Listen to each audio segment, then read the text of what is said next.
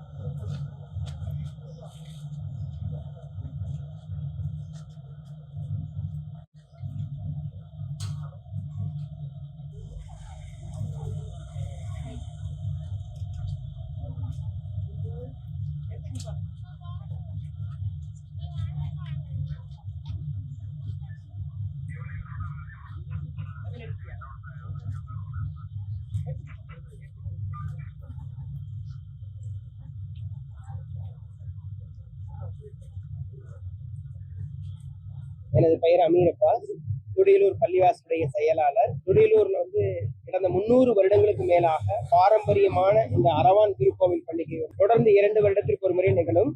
எங்க பள்ளிவாசலும் திப்பு சுல்தான் காலத்திலிருந்து 300 வருட பாரம்பரியமான பள்ளிவாசல். இதே பாதை வழியாக தான் இந்த நிகழ்வு தொடர்ந்து நிகழ்ந்து கொண்டிருக்கக்கூடிய சூழலில் இப்பொழுது கடந்த சில வருடங்களாக நாங்க இந்த கோவிலுடைய விழாக்களுக்கு வரக்கூடிய பக்தர்களுக்கு தொடர்ச்சியாக குடிநீர் பாட்டில்களும் இனிப்புகளும் வழங்கி அவங்களை கௌரவிச்சு பண்ணிட்டு இருக்கிறோம். அதனுடைய நிகழ்வாக இந்த வருடமும் அதே மாதிரி செய்தோம்.